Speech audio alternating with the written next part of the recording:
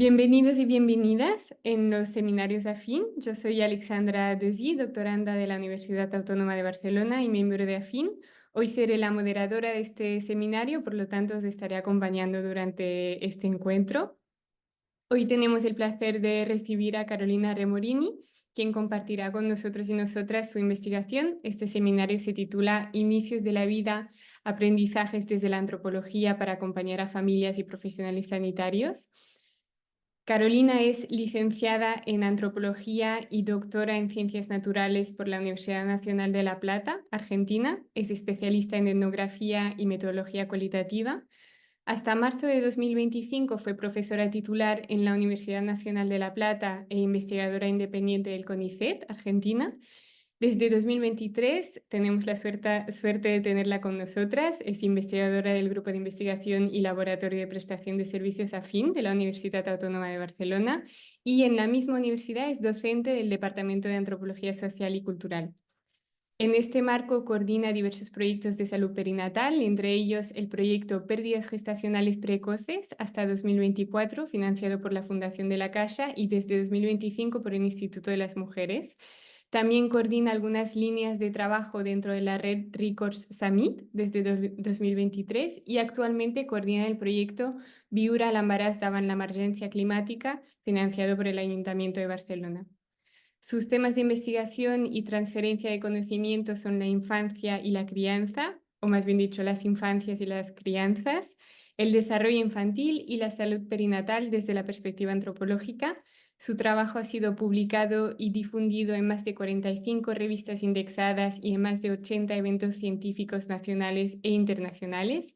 Y también se ha desempeñado como asesora y consultora de organismos gubernamentales, ONGs y organismos internacionales en temas de su especialidad. Carolina, muchas gracias de antemano por tu presentación. Tienes 40 minutos de exposición y al final abriremos un espacio para preguntas y diálogo con el público. Bien, gracias Alex por tu calidísima presentación. Bueno, gracias a quienes están del otro lado. Bueno, es un placer estar de nuevo aquí en este espacio que generamos desde el Grupo AFIN Barcelona. Voy a compartir pantalla. Genial. Bueno, como mencionaba Alex, esta presentación trata sobre los inicios de la vida y voy a hacer algo que en general nunca hago, pero como estuve el fin de semana envuelta en un resfriado tremendo y me he dedicado a escribir, bueno, escribí algo que quiero compartir hoy y vamos a ver cómo sale esto, ¿sí? Bueno, en esta presentación os propongo una reflexión sobre lo que nos puede enseñar la investigación antropológica sobre estas instancias iniciales de la vida y lo que significan también en términos sociales y culturales, para poder entender las experiencias de quienes acompañan o son testigos del inicio de una vida, ya sean progenitores, familias más extensas o profesionales de salud. Por eso aquí no vamos a hablar de la vida como un concepto biológico, ya que de por sí es bastante difícil de definir en términos científicos, ni que hablar en términos filosóficos o morales, aunque a veces pensemos que entendemos todos de qué estamos hablando. Sino vamos a hablar de unas vidas, vidas en singular, que todos sabemos de qué hablamos, ¿no? De individuos que son concebidos, gestados y algunas veces han nacido y otras veces han muerto antes o poco después de nacer. Porque cuando hablamos de vida, lo que más a menudo asociamos con esta idea, ¿no? Es la idea de vitalidad, de potencial, de fuerza o de vigor, pero cabe recordar también que la vida es frágil y ello justifica su protección o cuidado y sin duda hay vidas más frágiles que otras. Lo que entendemos por vida, ser humano, ser vivo, persona, puede ser muy diferente en cada contexto cultural y en cada momento histórico. Cuándo se inicia y se termina la vida, cuándo una entidad en crecimiento y desarrollo puede considerarse un ser humano también.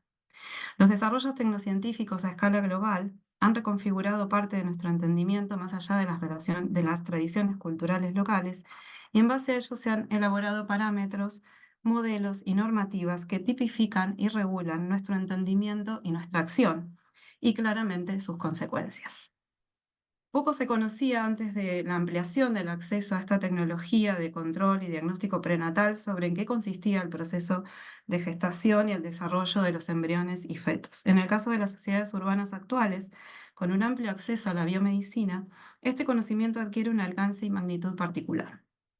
Las familias actuales que viven en la ciudad, que pertenecen a sectores socioeconómicos medios o altos, tienen pocos hijos y además para muchas de esas familias, de esas parejas o de esas mujeres, puede significar bastante tiempo, trabajo y alto coste económico lograr un embarazo.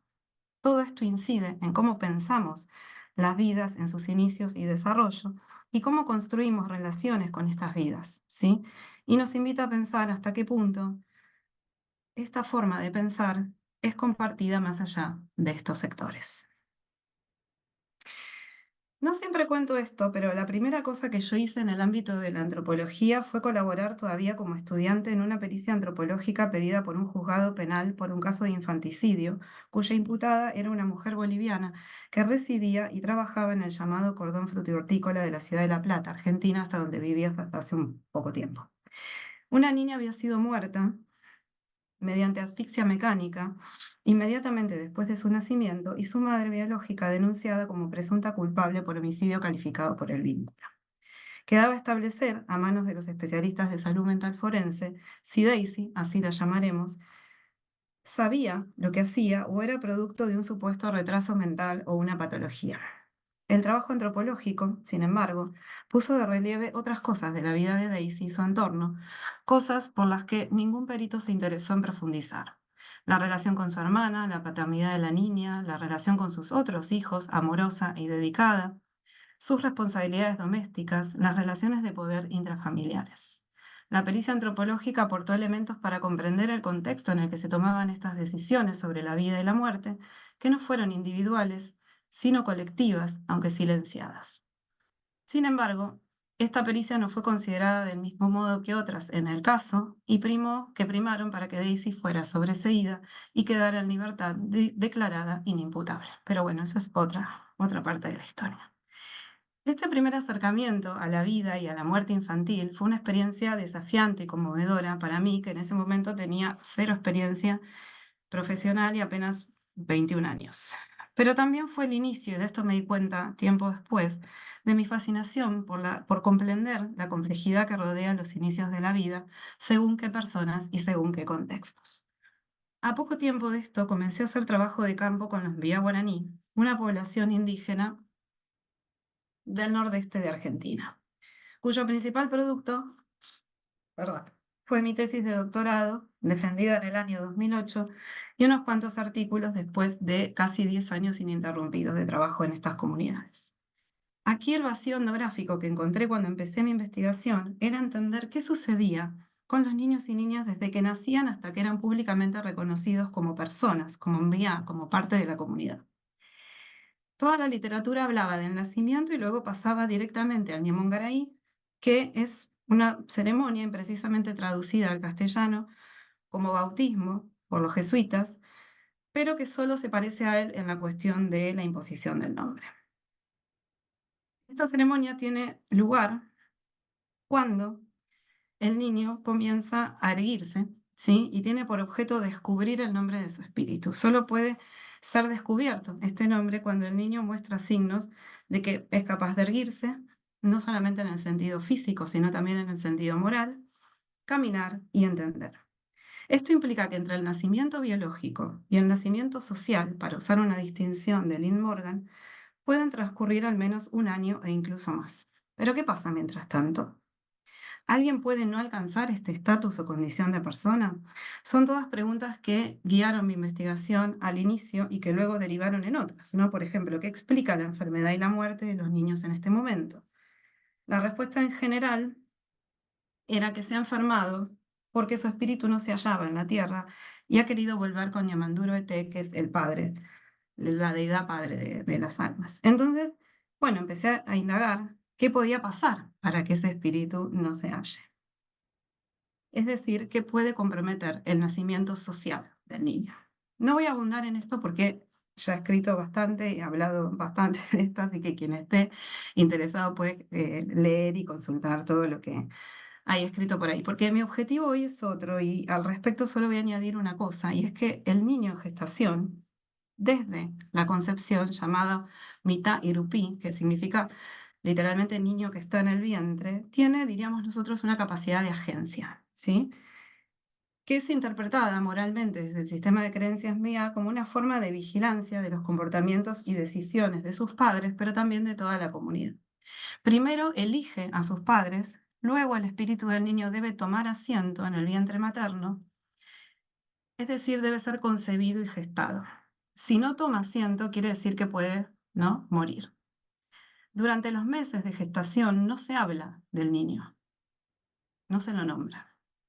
Si llega a término y nace sano, todo el periodo del año posterior es, como decía, una etapa de prueba donde deben garantizarse también las condiciones para que el niño se halle. Es decir, que para nombrar hay que esperar, en este caso.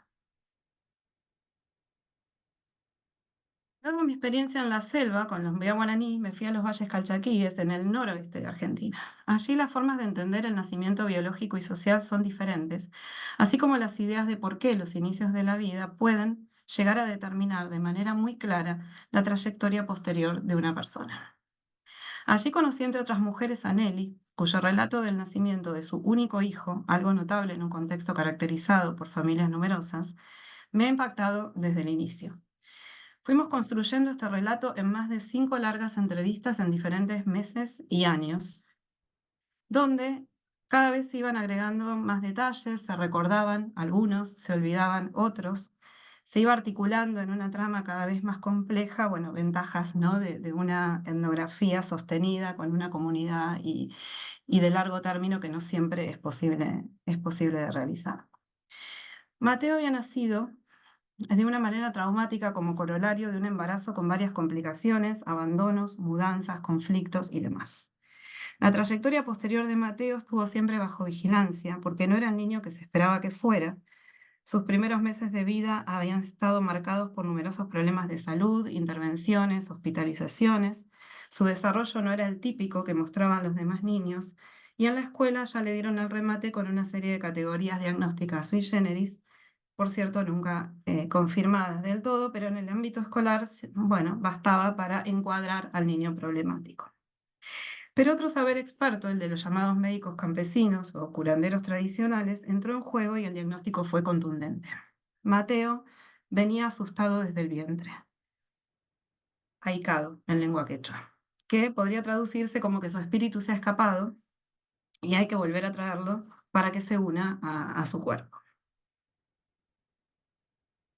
Cuando esto sucede, cuando un ahicado no es identificado y tratado adecuadamente y oportunamente, bueno, puede morir, pero también puede vivir y su condición pasa a ser otra, llamada quedado, que quiere decir que el niño va a tener una trayectoria diferente, que no será como los otros niños de su edad.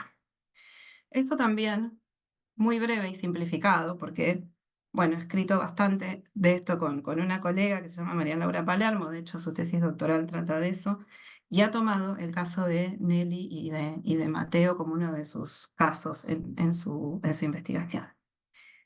También aquí, en los valles calchaquíes, me tocó conocer por primera vez los cementerios en donde vi las tumbas de los angelitos, estos bebés que murieron demasiado pronto, que no dejaron muchos recuerdos, por lo que apenas sus tumbas se visitan y se ornamentan y son relativamente más sencillas que las del resto de las personas, con historia, como suele decirse. En una comunidad localizada en una provincia cuya mortalidad infantil es de más de un 20% de la media nacional, 8,9 por 1000 nacidos vivos menores de un año y 11,4 menores de 5, y que por sus características geográficas tiene acceso a recursos médicos de emergencia bastante limitadas, todavía existen varios angelitos por familia, aunque menos comparado con décadas pasadas. De estos niños tampoco se habla, pero cuando se pregunta a sus madres cuántos hijos han tenido, se los cuenta tanto como a los vivos. Ahora bien, ¿por qué hago este raconto de historias de niños y madres de otras culturas? Porque en los inicios de estas vidas se pueden reconocer preocupaciones y dilemas que nos atraviesan a todas las sociedades. Porque en estas creencias, que parecen lejanas, encontramos puntos de interés sobre lo que la investigación antropológica puede enseñarnos acerca del inicio de la vida de lo que llamamos nuestra sociedad. Porque como decía Margaret Mead, a veces hay que ir a darse una vuelta por otras culturas para volver a la nuestra con preguntas e insights para entender mejor, para entendernos mejor a nosotros mismos. No es textualmente eso lo que dijo Margaret Mead, pero esa es un poco la idea. Y a diferencia de Margaret Mead, que en 1925 tuvo que tomarse un barco y viajar días y decenas de miles de kilómetros para encontrar a esos otros, a esa alteridad contrastante con la de su propia sociedad, hoy eso no es necesario. En ciudades como la nuestra, como Barcelona, pero tantas otras, esa diversidad está muy al alcance nuestro, sin ir más lejos en el piso de arriba, en el de al lado, en el metro, en la calle y por supuesto también en los hospitales, clínicas y escuelas. Como dice María Ros Moró, las instituciones de salud son y han sido desde hace mucho tiempo escenarios transculturales.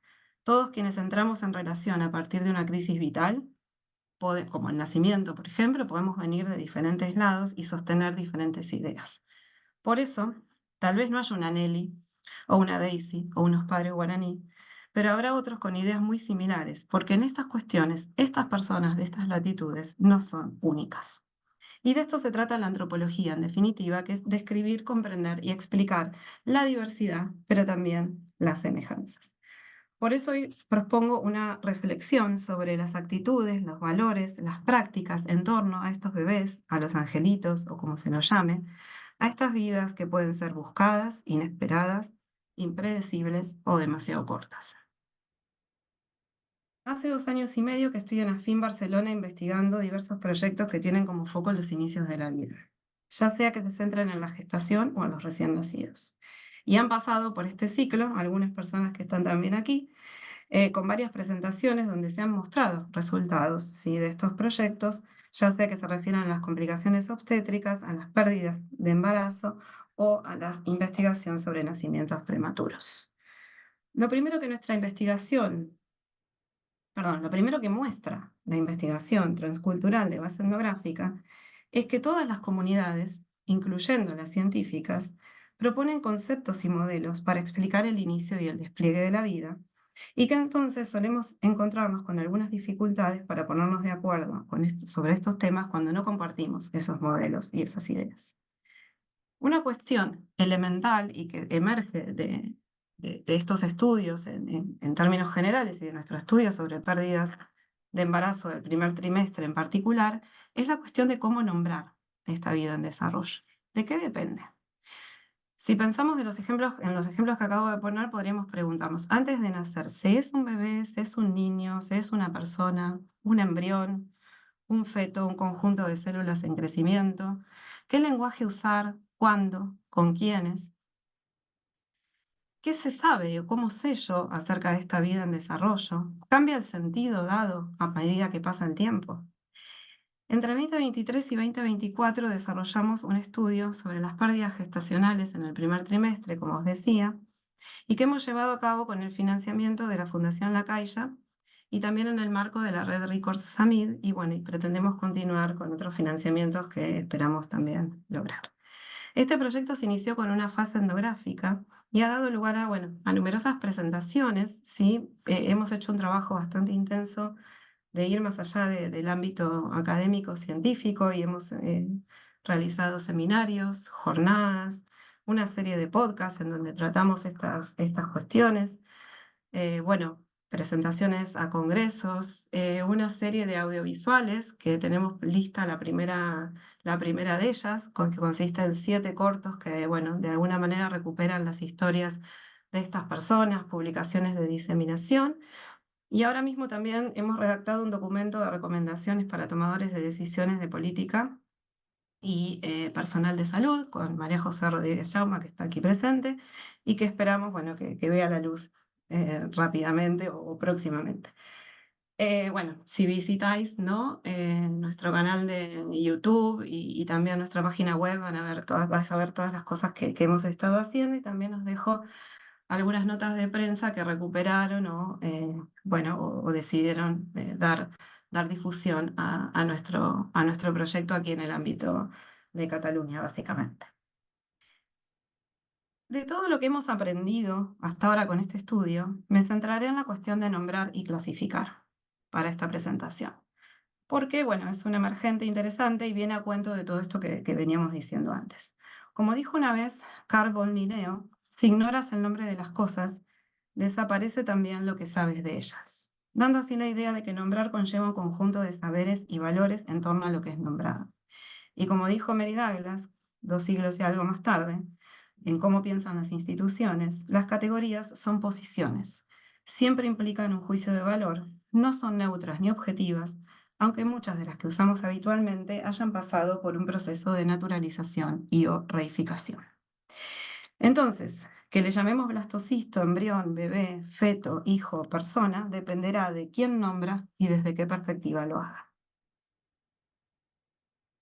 En nuestro estudio sobre las pérdidas, entonces, por debajo de las 12 semanas, no estamos hablando solamente de una vida que se inicia y comienza su desarrollo, sino que a veces esto ni siquiera ocurre, o una vez iniciado este proceso, acaba muy tempranamente.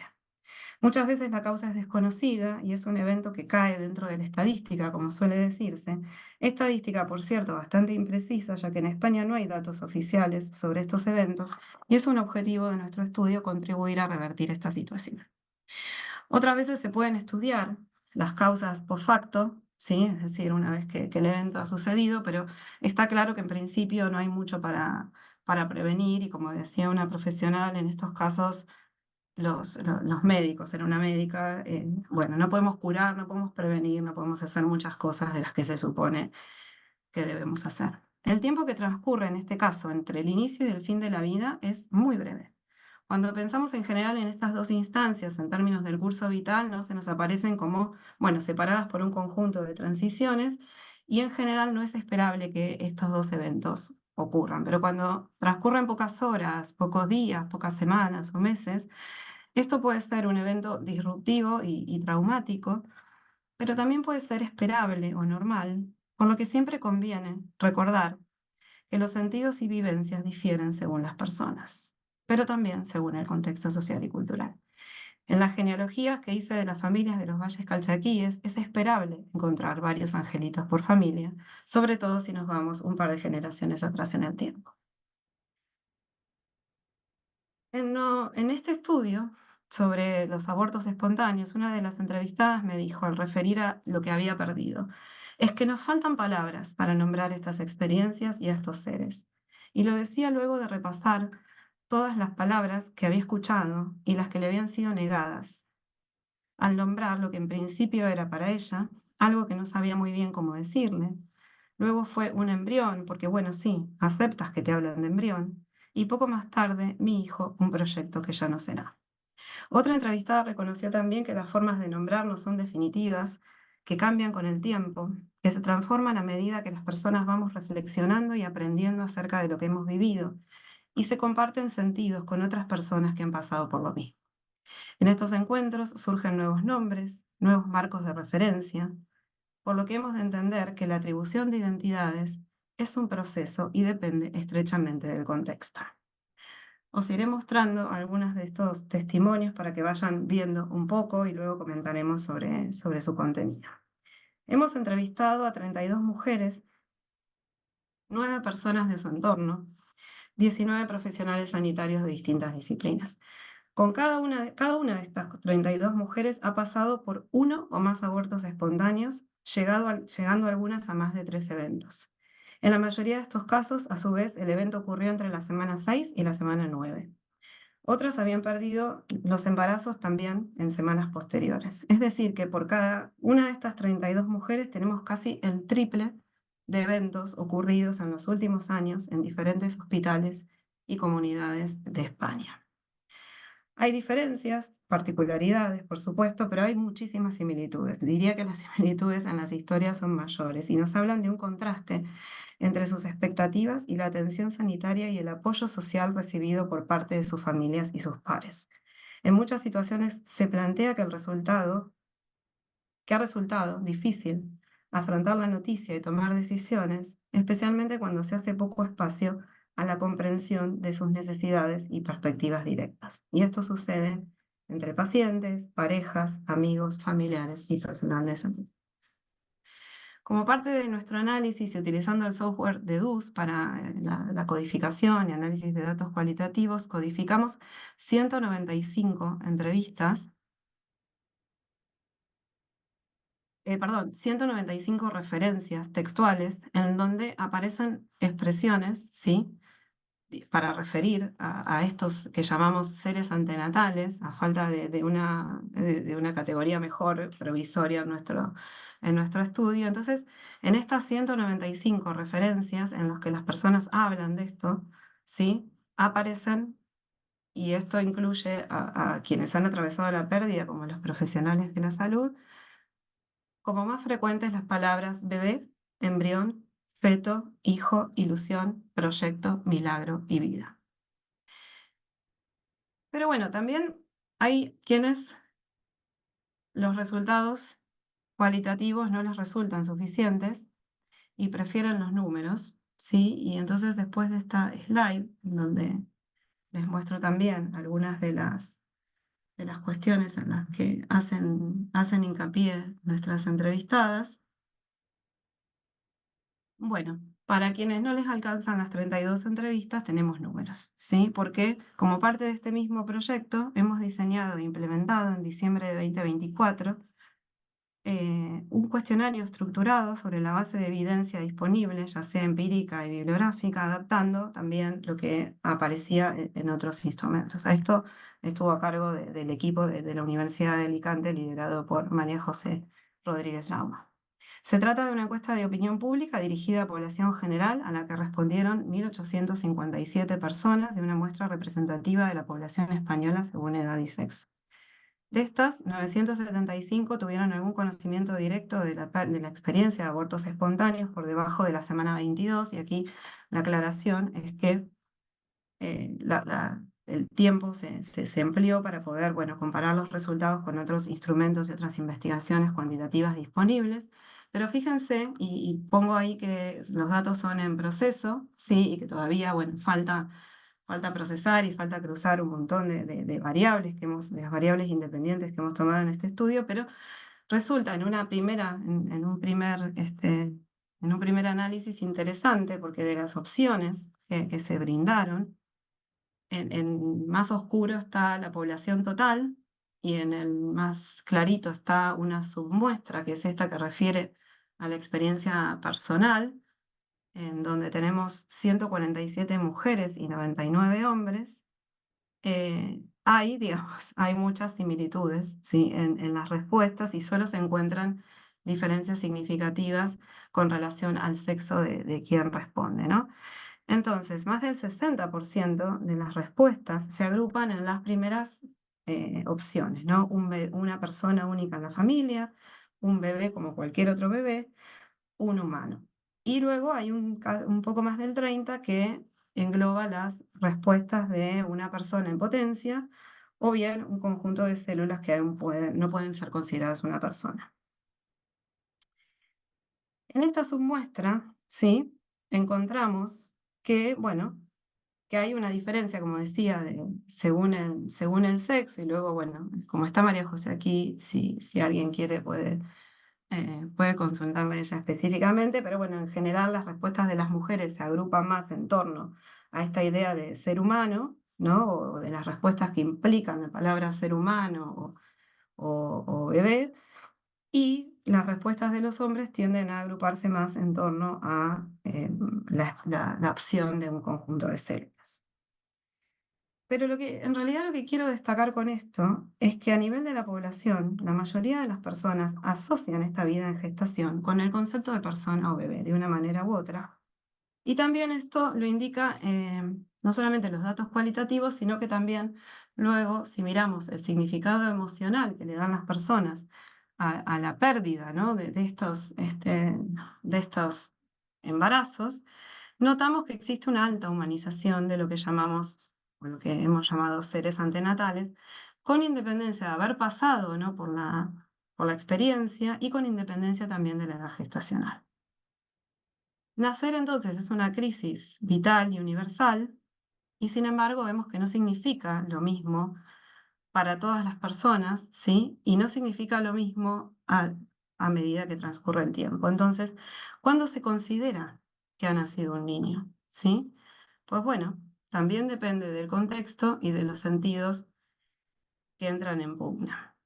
Muchas participantes de nuestro estudio rechazaron la idea de haber expulsado restos abortivos o restos de tejido, o restos de embrión, formas en las que comúnmente se refieren al proceso el personal de salud.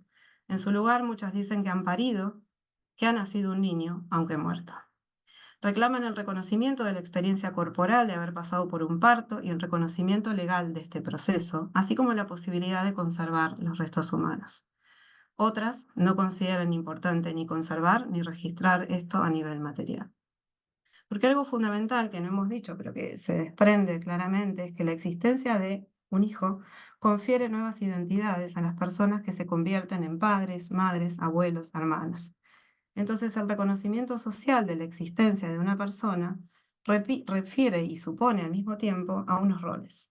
Es por ello que personas y organizaciones suelen nuclearse en torno a este reclamo de legitimación. Invito también a navegar un poco por las cosas que hemos producido en este proyecto y también a leer la tesis de Lynn McIntyre sobre el tema del duelo gestacional, que dialoga y, bueno, y ha aportado mucho en términos de la investigación que hemos desarrollado de manera conjunta.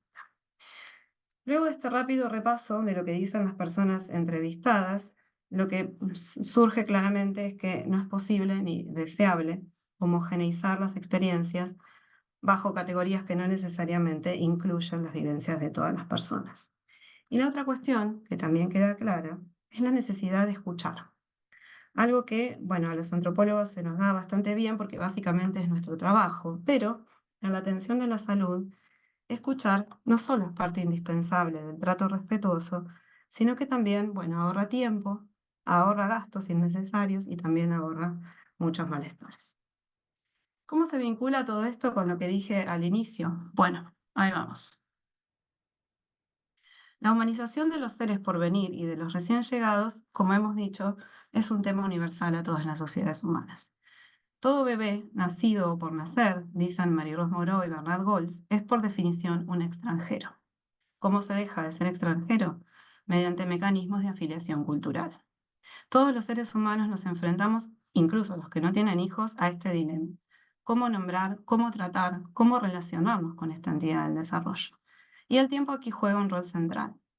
Decíamos al inicio que todas las sociedades deben dar algunas pautas para establecer el nacimiento social, además del nacimiento biológico. En algunas sociedades esto puede ser extenso, como en el caso de los MBA que compartí primero, pero también en muchas sociedades africanas, las mismas cuyos integrantes pueblan hoy Barcelona y otras grandes capitales europeas. Allí y en otras sociedades, para ser considerado persona y ser nombrado y presentado socialmente como el hijo o la hija de, deben mostrarse ciertas competencias. No es algo dado, no es algo que está en la biología, sino que debe desplegarse. Y a veces esto puede ser asombrosamente tardío, ¿no? Este reconocimiento de la condición de persona, como ya lo planteaba un antropólogo clásico, un clásico de la antropología, Edward Pritchard, ¿sí? Donde, bueno, es interesante porque en esta definición pasan años para que un niño sea considerado una persona y la habilidad o la competencia que tiene que mostrar es la posibilidad de cuidar, ¿sí? Así que no sé si hay definición más humana, sí, que sea, bueno, un humano es alguien que es capaz de muchas cosas, pero además de cuidar a otros. Por el contrario, en otras comunidades se humaniza y se dota de sentido de persona desde mucho antes del nacimiento. Se elige el nombre, se busca conocerlo, antes de que nazca, se le compran objetos que se adecuan espacios para recibir y para preparar su llegada, se toman imágenes y se comparten, se practican ceremonias con el objeto de presentarlo socialmente antes de que ocurra su nacimiento biológico, es decir, hoy en día estamos bastante habituados en nuestra sociedad a escuchar hablar de los hijos no nacidos aún. Sí, como decía una referencia que pasé antes, no hay todo un entorno que prepara el escenario para que una vaya construyendo esta identidad de madre y hablando del bebé, ¿sí? Y haciendo planes y referenciando a este bebé.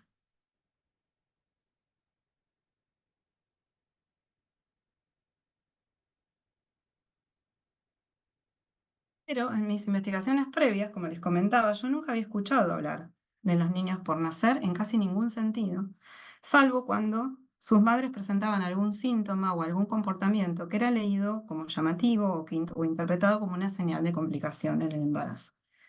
Muchos hijos no han recibido nombres y tampoco muchos no están en esos cementerios junto a los angelitos porque nunca llegaron a ser bautizados. Actualmente en numerosas sociedades no se habla del embarazo y del niño públicamente hasta que transcurre el primer trimestre de gestación. Se practica esta famosa ecografía protocolar, aunque es cierto que en muchos casos las personas que transitan por recorridos de reproducción médicamente asistida se hacen más y más tempranamente ecografías. Y una vez que se pasan exitosamente esta serie de pruebas, bueno, ya estamos en condiciones de hablar, ¿no? Públicamente de esto. Hay autoras como Lu y colaboradores que han trabajado en Suecia y tienen un trabajo que puede extrapolarse tranquilamente a nuestro contexto y decía que, bueno, que una de las cosas era llamativa, era la cuestión de, bueno, de cómo la gente quería ir a la ecografía a ver al bebé, ¿no? Ver y escuchar el latido, básicamente, ¿no?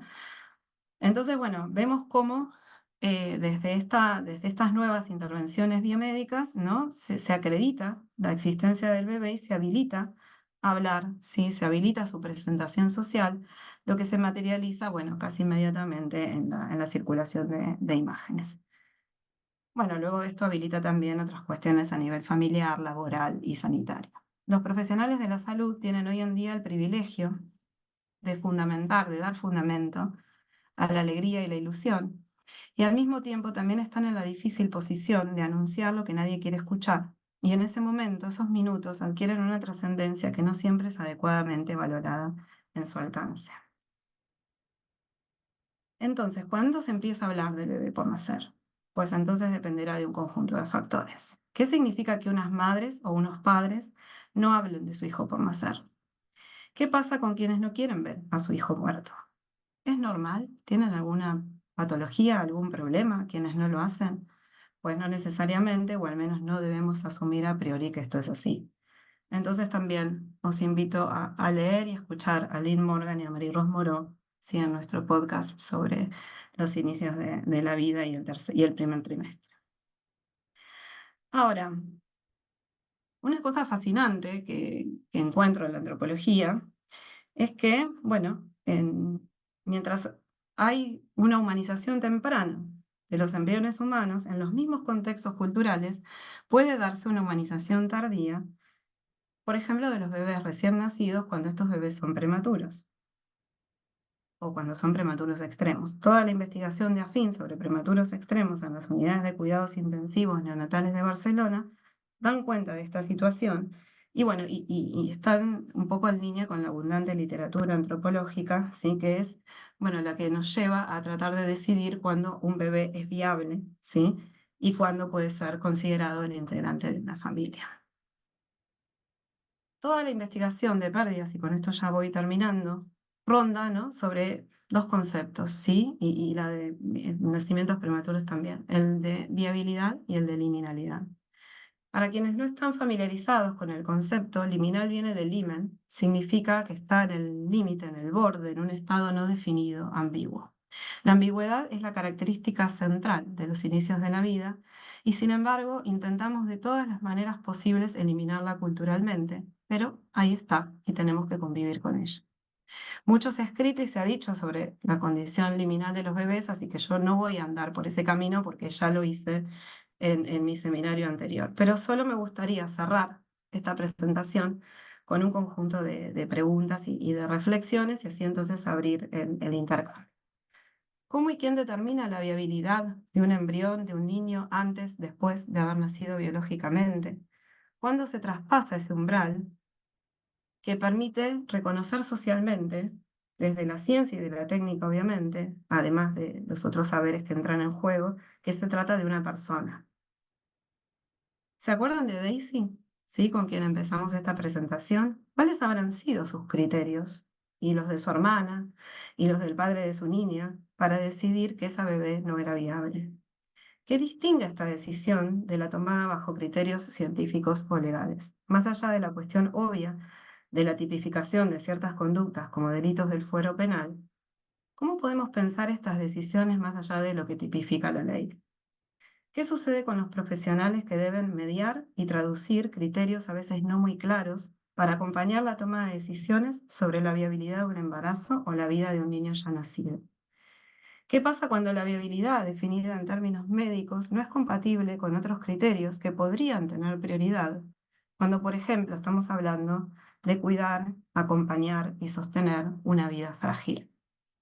¿Qué herramientas podemos construir desde las ciencias sociales y biomédicas para entender mejor a las personas y sus contextos vitales, para que este acompañamiento sea acorde a las necesidades, respetuoso de la diversidad y en un marco ético y jurídico consensuado?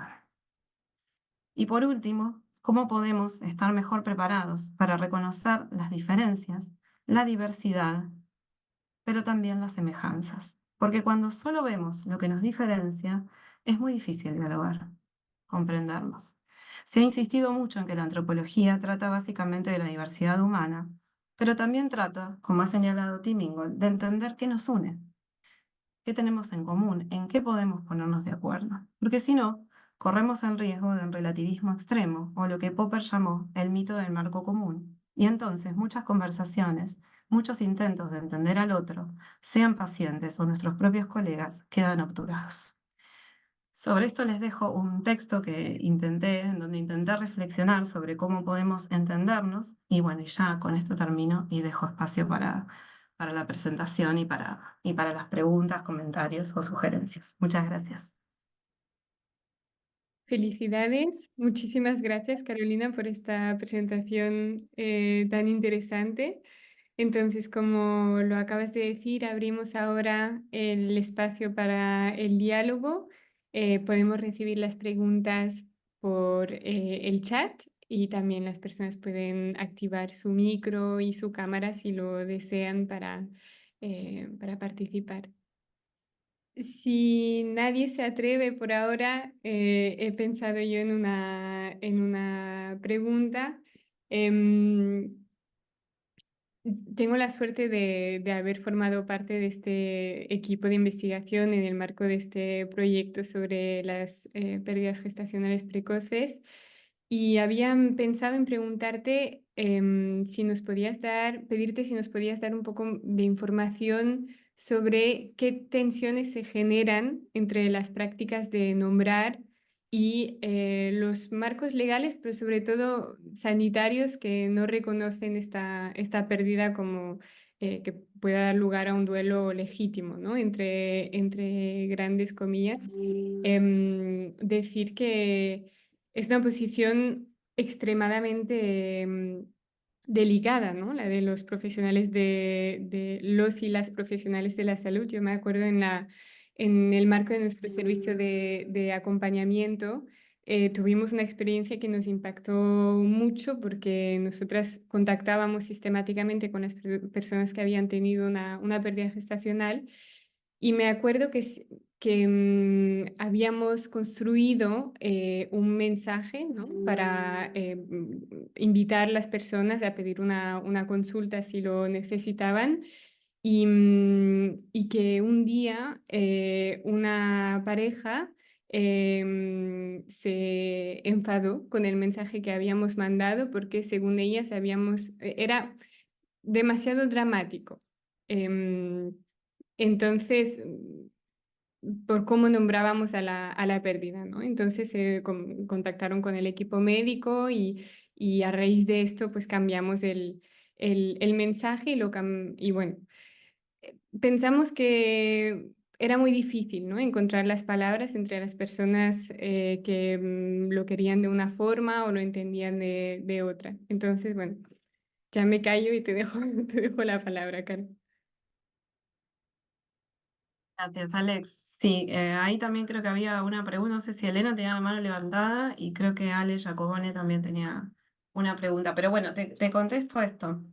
Sí, bueno, como sabes bien, este es un tema sobre el que nos hemos debatido a lo largo de todo el proceso y bueno, y también lo hemos conversado con María José porque, bueno, de hecho hemos pedido también por fuera de nuestra investigación y desde nuestra perspectiva, más desde la antropología y de la sociología, bueno, a ver qué dice la ley, ¿no? Sobre esto y hemos pedido un asesoramiento jurídico para saber, bueno, en cómo encuadrar, ¿no? En qué medida las expectativas de las personas pueden encontrar, ¿no? Un encuadre en lo que lo que jurídicamente se plantea es posible hacer, ya sea desde el reconocimiento de la identidad materna o paterna, es decir, ser reconocidas en términos de que han sido madres, aunque sus niños no están vivos, o independientemente de la edad gestacional de sus niños, o también la cuestión de, bueno, ¿qué es lo que esto que llamamos lo que se ha expulsado, ¿no? Que es un término sobre el que las personas insisten bastante, su incomodidad, ¿no? De referir al proceso por el que han atravesado como una expulsión,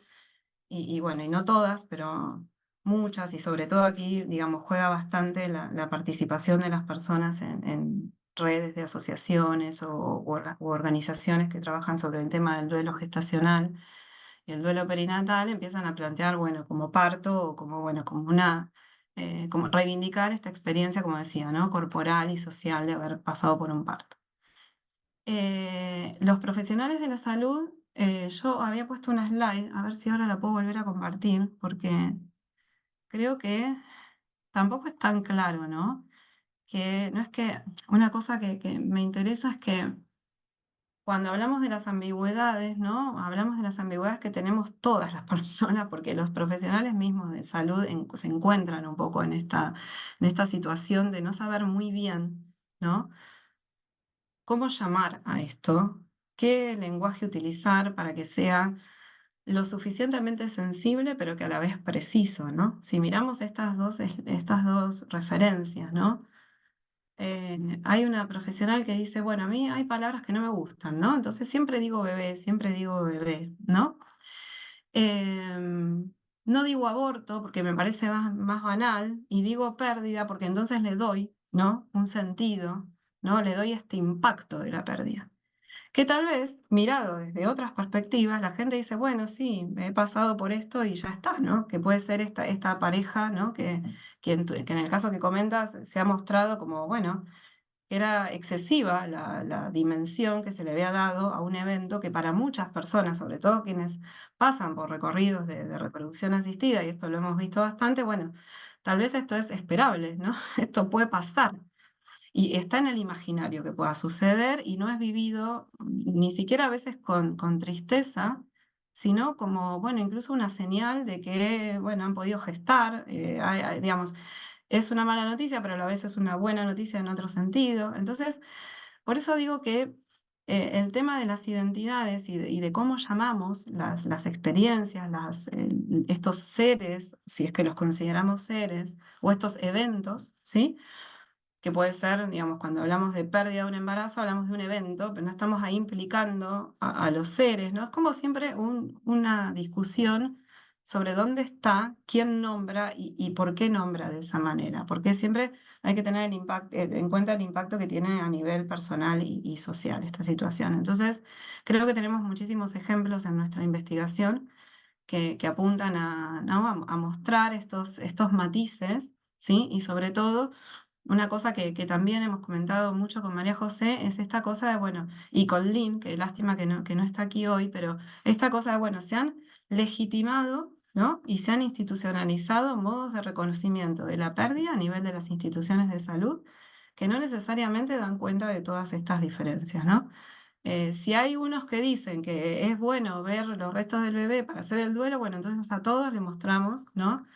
Los restos del bebé, o bueno, y hay personas que no quieren ver los restos del bebé, ¿no?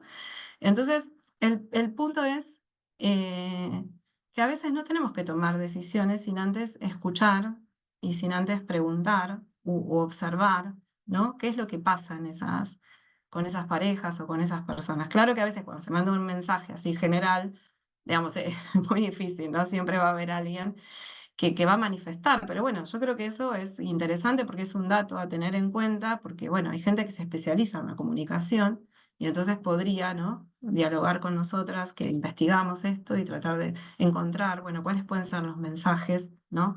Que sean más acordes, más respetuosos, más inclusivos de todas las situaciones.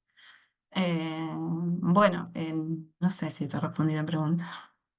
Sí, sí, lo has hecho. Muchas gracias, Carolina. Alejandra. Ahí está, no lo podía, perdón, perdón. Eh, bueno, muchas gracias, perdón, estoy con un teléfono que es nuevo, entonces me está complicando encontrar el Zoom acá porque no pude tener la computadora. Bueno, primero agradecerte muchísimo, Carolina, si bien te conozco hace mucho tiempo, cada vez que te escucho cosas que ya había escuchado, pero que me hacen pensar cosas nuevas. Este, así que te agradezco mucho por eso. Y yo tenía una pregunta, porque me perdí en una parte donde vos explicabas esto de la confirmación de la existencia culturalmente en función de una ecografía. Me perdí un poco ahí, o sea, ¿cómo es esto de en qué contexto se puede pensar que eh, culturalmente un ser no nacido existe desde el momento que una ecografía lo confirma? A ver si es que si lo entendí bien. ¿Qué lugar en ese contexto tendría el monitoreo del latido cardíaco? Porque, bueno, me interesa particularmente la existencia de los seres humanos y o las personas a partir de sus sonidos, porque lo articulaba con la palabra persona, que una de las acepciones es por el sonido, más allá de por la palabra. Pero mi pregunta puntual es esta para ver si entendí bien. O sea, ¿en qué contexto cultural la ecografía es lo que confirma y si la escucha del latido, la audición del latido cardíaco compartirían estatuto o no? Bueno, eso es, gracias, Ale. Yo sé que sos mi fan, pero bueno, gracias por hacerte un tiempito, por la diferencia horaria y por estar ahí. Sí. A ver, a mí me parece que aquí hay dos cosas y bueno, también está Ana Cerezuela, que lo viene trabajando también bastante a propósito de su trabajo de doctorado.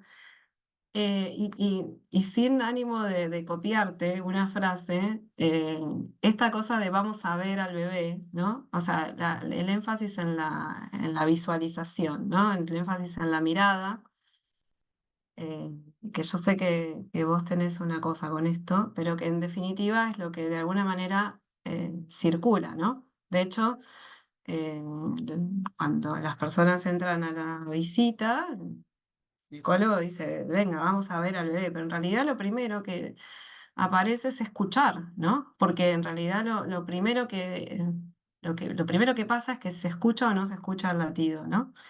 Y de hecho muchas ginecólogas nos dijeron que, bueno, ellas siempre ponían la máquina en silencio, ¿no? Porque preferían primero mirar un poco ellas mismas, ¿no? ¿Qué era lo que pasaba? Porque claro, el latido es un sonido tan impactante, ¿no? Tanto cuando está como cuando no está, ¿no? Entonces, esta cuestión es interesante porque si bien se hace el énfasis en vamos a ver al bebé, venimos a ver al bebé, la ecografía es una imagen, nos quedamos con la idea de que es una imagen, pero es un todo, ¿no? Pasan muchas cosas ahí y en el ámbito de la salud pública, al menos aquí en Cataluña, donde hemos hecho las observaciones, ¿no?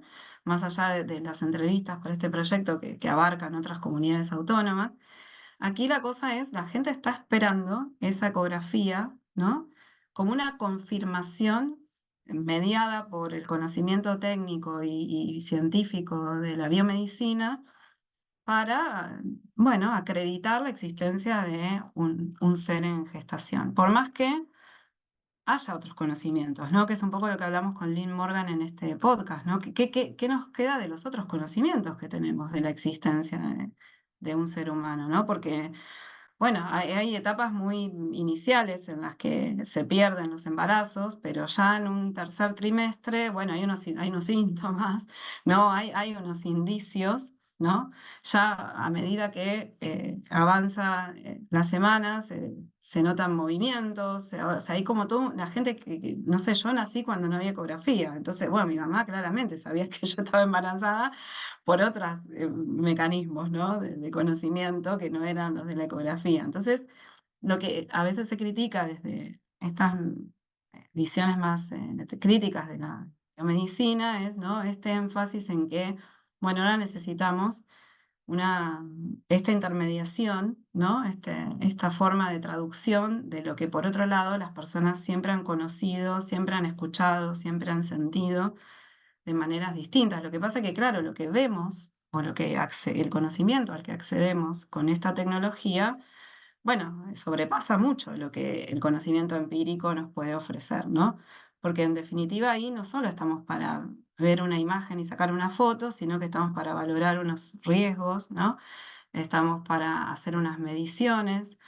Muchas veces esa interpretación de los datos que surgen de ese procedimiento, bueno, no son tan claras, ¿eh? Digamos, hemos presenciado situaciones en donde cambias un parámetro y te cambia, ¿no? Muchas de las recomendaciones. Entonces, este conocimiento que se presenta como, bueno, vamos, ahora sí vamos a saber algo, bueno, a veces sabemos algunas cosas y no sabemos muchas otras o nos quedan en una nebulosa. Entonces, esto del sentir el latido, digamos, es bastante, yo creo que, no sé si es una cuestión cultural nuestra, que le damos más importancia a la vista y a lo que observamos que a lo que escuchamos, pero sí creo que, bueno, que es algo que aparece claramente y que nosotros hemos llamado la atención sobre esta situación, porque, bueno, nos parece que, nada, que es central, ¿no? María José. Hola, buenas tardes.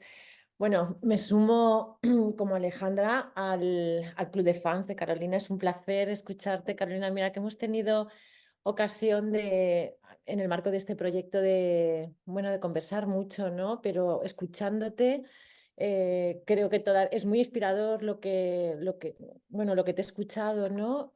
A mí sí que me has contado cosas nuevas, ¿no? Que no, desde tu mirada, desde tu práctica, ¿no? Y desde la antropología que me apasiona y que me encanta y que ni en 3 vidas podría hacer. Admiro mucho el trabajo que hacéis desde la antropología y particularmente el que tú haces. Ha sido un placer compartir este proyecto contigo y he aprendido muchísimo.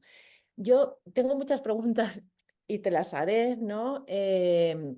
Pero al hilo de las distintas intervenciones, ¿no? Y lo que venías comentando, yo sí que me gustaría trasladarte que en contextos de interacción entre la mujer gestante y la posible pareja o las personas que la acompañen, ¿no? Y la o el profesional que en distintos momentos del proceso pueda compartir espacio, en esos contextos de interacción en donde quizás las mujeres y sus parejas nombran de distinta manera, ¿no? Y quizás probablemente de forma diferente a lo que lo hace la propia comunidad médica. ¿Cómo se produce esa interacción, ¿no? Es una reacción de aceptación. Al final es cómo aceptan la diversidad de nombrar algo que ellos van a tratar exclusivamente de una perspectiva, entiendo, ¿no? O preferentemente biomédica. ¿Cómo son esos contextos de interacción? Bueno, ahí, digamos, por un lado tenemos lo que nosotros hemos observado, ¿no? Y también lo que decía esta slide que mostraba hace un rato, ¿no?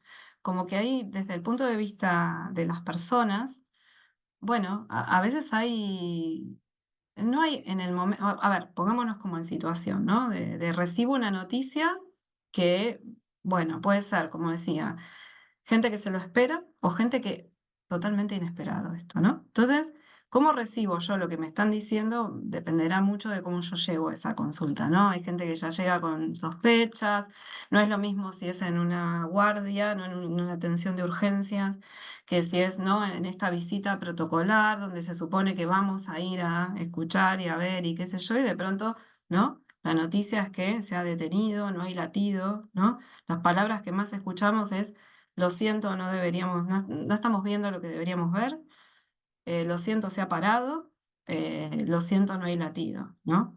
Bueno, lo de lo siento todas las veces lo agregué yo porque a veces la palabra no, lo siento no está tan presente, ¿no? O está como en una segunda instancia, ¿no?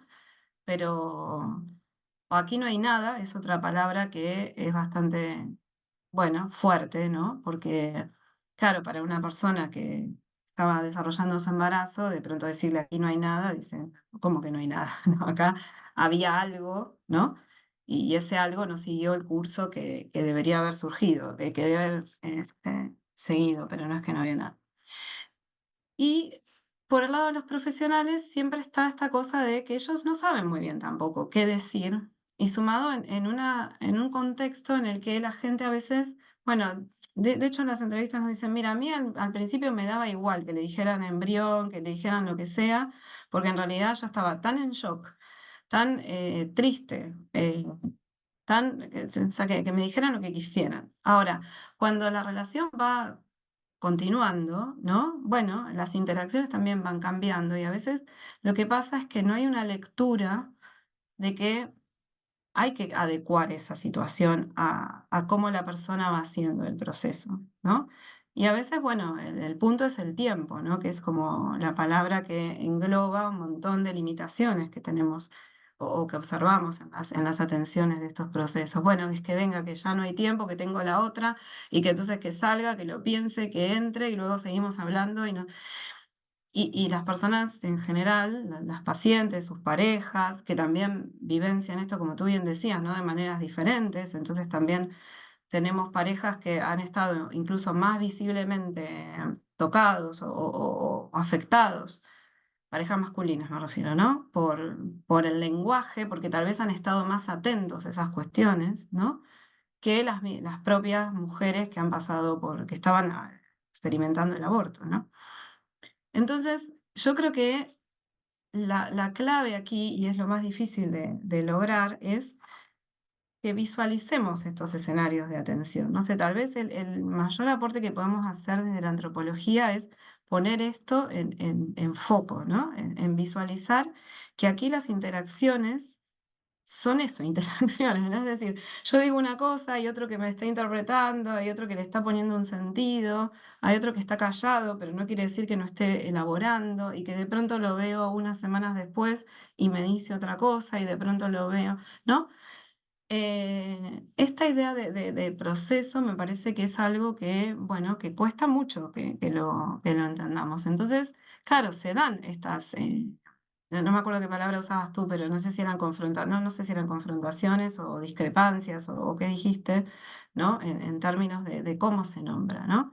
Porque es como decía la viñeta que puse, ¿no? Bueno, a ver, a veces dice una ginecóloga, a veces evitamos ciertas palabras, ¿no? Pero es como evitar hablar de cáncer, ¿no? Bueno, tienes cáncer, tienes cáncer. Y luego dice, bueno, pero otra cosa es el tono en el que se dice, ¿no? Porque hay palabras que ayudan a encuadrar, ¿no? Y yo creo que ese es una posición que al menos habría que, no sé, que debatir, ¿no? Digamos, como tomar, a ver, sí hay palabras que ayudan y hay otras que claramente en determinado momento no ayudan, ¿sí? No quiere decir que por no utilizar una palabra estrictamente correcta en términos técnicos, yo esté haciendo mal mi trabajo y por ahí sí puedo usar una palabra que no sea la que estrictamente corresponde, pero sí le puedo preguntar a la persona cómo quiere referir su experiencia, ¿no? Y un poco en ese sentido creo que van las recomendaciones que empezamos a escribir, ¿no? Y que tienen que ver con esto, como decía yo, ¿no? Escuchar a veces ahorra mucho tiempo, ahorra que la gente pase por circuitos innecesarios, ahorra que vaya y venga 1000 veces. Y para los que le gustan los números de la economía, ¿no? Sobre todo estos que dicen, bueno, a ver, ¿cuánto le cuesta al sistema sanitario? Bueno, muchas cosas que se hacen a veces en el circuito de atención de las pérdidas son excesivamente costosas, ¿no? En términos de tiempo, de recursos, porque a veces no escuchamos, no nos escuchamos, básicamente. Gracias, Karen. Sandra Elena. Hola, buenas tardes. Yo también me sumo al club de fans de Carolina. Sí, ya había tenido la oportunidad de escucharla brevemente de lo que hace su investigación y demás. Ahora ya teniendo mayor panorama y perspectiva, sí, sin lugar a dudas es una excelente investigación. Soy fan, definitivamente. Pero me surge una duda y específicamente a partir de los ejemplos que pones del Cono Sur, de tus investigaciones previas, las cuales, pues, lo sabemos, ¿no? Literalmente las otras sociedades o culturas que no siguen un patrón occidental de biomedicina tienen unas nociones de la gestación, de los cuerpos de los individuos, de los cuerpos de los sexos, de los géneros, que nos sirven mucho. Me gustó mucho el ejemplo que ocupaste de Margaret Mead para no contradecir, sino contrastar lo que nosotros vivimos, ¿no? Y esta es una pregunta personal, pero también desde, podríamos decirlo literal, la epistemología de la medicina, ¿no? Yo soy muy crítica cotidianamente en que la población maneja en el lenguaje conceptos, los cuales principalmente se construyen desde la biotecnología, ¿no? Y la biociencia. Es decir, ya nos ponen el cuerpo de una manera la cual la podemos atravesar o ver, es decir, estudiar el cuerpo gracias a todos estos aparatos.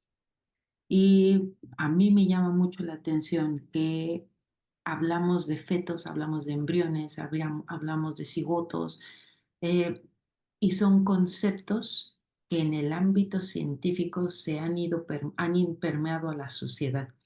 Y más que nada, mi pregunta que espero poder formular, porque sí fue un poco medio raro, ¿cómo, cómo desde la biomedicina, a partir de esta labor que nosotros como antropólogos podemos hacer, porque el escuchar es lo más barato y lo más, en lo que mejor nos entrena, cómo nosotros, al escuchar las historias de vida, las experiencias de las personas, podemos reformular estos conceptos o vocablos que se están construyendo desde la biomedicina a partir de la biotecnología para realmente presentar conceptos, vocablos sociales que les ayuden a las personas a expresar su realidad. Y además, no estos conceptos que se manejan desde la biomedicina también están alterando severamente los sistemas de parentesco.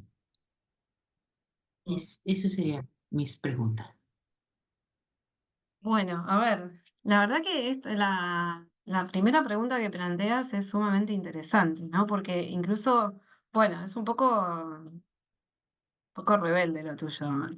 De tratar de pensar, ¿no? Que desde las ciencias sociales podemos plantear alternativas para que las ciencias biomédicas, ¿no? Reformulen sus conceptos o su terminología para que sea más acorde a cómo se entiende en determinados contextos una X realidad, ¿no? Tal vez, a ver, yo creo que, bueno, ¿cómo decirlo? Porque además esto está grabado, entonces quiero ser lo más delicado posible para decir esto, pero yo creo que eso sería un gran desafío que tenemos las ciencias sociales, es decir, y por eso el texto este último que os recomendaba plantea un poco el texto ese que escribí, ¿no? Que se llama con en vez de sobre, ¿no? Porque si no, es como que siempre hacemos una especie, dice un colega, ¿no? Como gossip de la medicina, ¿no? Es decir, siempre hablamos de lo que los médicos hacen y nosotros, bueno, estamos ahí para señalar, ¿no? O para indicar, ¿no? Aquellas cuestiones que son inadecuadas o que no representan, en todo caso, el modo en que en un determinado contexto se entiende lo que está sucediendo, ¿no? Y entonces yo digo, bueno, creo que esa es una cuestión muy potente. ¿Cómo vamos a generar como antropólogas los espacios? Digo antropólogas, pues que somos, las antropólogas somos todas mujeres en este meeting, los espacios para poder dialogar con unos profesionales de salud que estén dispuestos también a revisar sus propias categorías y sus propias terminologías, ¿no? Porque es cierto que las palabras están asociadas a las técnicas, ¿no? Y entonces es muy difícil separar el procedimiento técnico por el cual yo hago algo y lo nombro de tal manera de cómo eso se instala en una escena más compleja, ¿no? Que incluye a personas, a quienes acompañan, que luego esa escena no termina ahí, sino que es consultada, ¿no? Por ejemplo, en el ejemplo que yo ponía de este nene de los Valles Calchaquíes, son, creo que habíamos listado algo así como 50 y pico actores que habían intervenido en algún momento en decir algo acerca de lo que le pasaba a este niño, ¿no? Y muchos eran del ámbito de la medicina, pero otros eran educadores, eran psicólogos, eran, bueno, los llamados médicos campesinos, ¿no? Y cada uno trae su lenguaje a esto, ¿no? Cada uno pone en ese lenguaje una serie de cuestiones que de alguna manera encuadran lo que es capaz de comprender acerca de eso que está sucediendo. Entonces yo creo que a veces cuando escuchamos un término médico, deberíamos pensar en que ese término médico es para referir a lo que desde ese desarrollo técnico, científico, es posible comprender, ¿no? Y hasta ahí, ¿no? Es decir, no sé si le podemos pedir más cosas. Lo que pasa es que como la salud no está o no debería estar únicamente en manos de unos profesionales, nosotros podríamos estar ahí, ¿no? Diciendo, bueno, esto no se está comprendiendo, porque esto es, ¿no? Viste como el cuento ese del elefante y los 6 sabios, que no sé si en un momento en Argentina para los cursos de formación de médicos se usaba todo el tiempo, ¿no? Esta cosa de, bueno, unos que le ponían unas, ¿cómo se dice? Bueno, una banda en los ojos, ¿no? A 6 personas y las ponían delante de un elefante, ¿no? Entonces uno tocaba las piernas, las patas, otro tocaba la cola, otro tocaba la trompa, Entonces, como de esos pedacitos, cada uno tenía una idea del elefante, ¿no? Bueno, fragmentaria, si se quiere, ¿no? Entonces el punto era, bueno, ¿cómo construimos el elefante a partir de todo eso, ¿no? Entonces yo creo que cada disciplina tiene metodológicamente y conceptualmente unos límites. El tema es que lo que creo que no logramos, y eso creo que es el principal desafío, es ponernos a trabajar juntos, ¿no? Entonces, esta pregunta que tú haces, poder hacerla en una mesa de trabajo sin que nadie se sienta, ¿no? Tocado en sus creencias más fundamentales, ¿no? O en su especificidad. Porque nosotros los antropólogos también tenemos un montón de problemas con los conceptos. Y va a la segunda cosa que tú planteas, ¿no? Porque ¿cómo se transforma todo esto en términos de parentesco? Bueno, no sé, leamos los manuales de antropología de parentesco y veamos si realmente hemos sido capaces, después de 100 años, no sé, de Henry Morgan en 1875, creo que hasta ahora, o sea, 150 años, ¿no? Y usamos a veces los mismos términos, ¿no? Y si no, si el pariente no nos cabe adentro del árbol genealógico, bueno, todo un tema que tenemos que... Entonces digo, no es que los problemas terminológicos los tienen los médicos o X, ¿no? Los tenemos también nosotros porque tenemos nuestras propias limitaciones. Entonces yo creo que deberíamos, Sandra, y te agradezco por esta pregunta, porque creo que es importante, sobre todo porque tú vienes del área ¿no? de los estudios de la ciencia, ¿no? De la historia de la ciencia, estás como más en ese punto donde, bueno, tienes unos elementos diferentes de los que por ahí tenemos nosotras para entender estos procesos y cómo podemos avanzar. Así que yo creo que tu pregunta, no sé, me animo a decir que es toda una invitación para empezar a pensar juntas, ¿no? Tal vez. Muchísimas gracias, Carolina, y a Sandra Elena para la pregunta. No sé si alguien tiene una pregunta más o quiere hacer un comentario más. O si Carolina quieres añadir algo para cerrar este seminario. No, no particularmente, básicamente agradecer las preguntas y agradecer el intercambio. Bueno, y gracias a ti, Alex, por la moderación. Y bueno, nos vemos pronto en alguna otra actividad. Sí, antes de finalizar, recordaros nuevamente, os vuelvo a compartir el enlace hacia la pequeña encuesta. Os estaríamos muy agradecidas si podéis responder porque nos ayudan a mejorar estos encuentros. Y bueno, muchas gracias por haber asistido y por haber participado a todas. Gracias de nuevo, Carolina, y podemos cerrar esta sesión.